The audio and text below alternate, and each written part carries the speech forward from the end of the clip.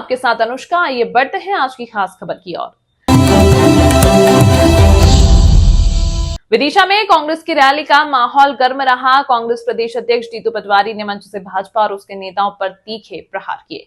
Rally में कार्यकर्ताओं का बड़ा जमावड़ा देखने को मिला।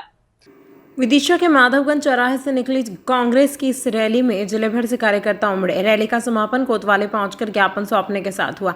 इस मौके पर प्रदेश अध्यक्ष जीतू पटवारी ने कार्यकर्ताओं का हौसला बढ़ाया और भाजपा सरकार पर जमकर बरसे। कांग्रेस का हर सिपाही अब मैदान में डट कर खड़ा है। हम हर मोर्चे पर भाजपा की नाकामी को जनता के सामने लाएंगे। पटवारी ने पूर्व मुख्यमंत्री और केंद्रीय कृषि मंत्री शिवराज सिंह चौहान को भी घेरा और स्वास्थ्य व शिक्षा व्यवस्थाओं के पोल खोले। शिवराज सरकार के समय अस्पताल लापरवाही के अड्डे बन गए थे। अस्पताल निजी हाथों में सौंप दिए। आरक्षण के अधिकार को रोकने के लिए करोड़ों रुपए कोर्ट में झोंके गए। यही नहीं, पटवारी ने मुख्यमंत्री मोहन यादव और प्रधानमंत्री नरेंद्र मोदी पर भी कटाक्ष किए। मोहन यादव महाकाल की नगरी से आते हैं, लेकिन फैसले नशे में लिए हुए लगते हैं। वहीं मोदी जी चीन के साथ समझौते कर भारत की अर्थव्यवस्था को खोखला कर रहे हैं। कांग्रेस मंच से गालीबाजी की घटना पर भी पटवारी ने सफाई दी और भाजपा पर पलटवार किया। गाली देने वाला शख्स कांग्रेस का नहीं, भाजपा का था। हम किसी की मां का अपमान नहीं करते, मोदी जी की माता जी का हम सम्मान करते हैं। जीतू पटवारी ने एक भाजपा विधायक पर सवाल खड़े करते हुए कहा, एक भाजपा विधायक ने जज को भी डराया धमकाया। एक हाईकोर्ट के जज भाजपा विधायक ने इतना डर गए, उन्होंने केस ही छोड़ दिया।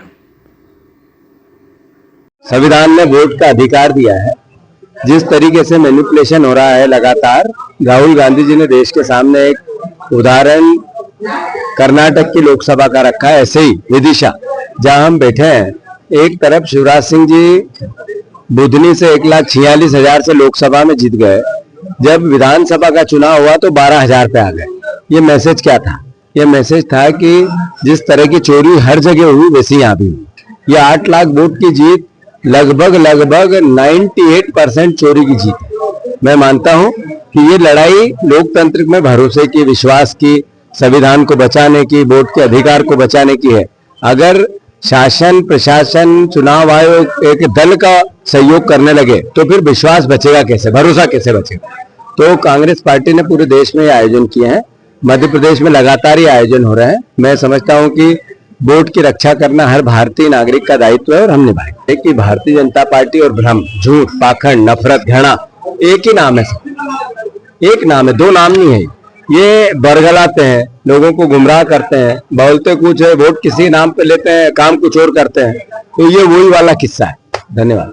ये बिहार में इस समय जहाँ पे मैं काम कर रही हूँ पर्यवेक्षक के रूप में, वहाँ पर 65 लाख वोट काट दिए गए, वोटर्स के नाम काटे गए और उसमें से कईयों को मृत दिखा दिया गया।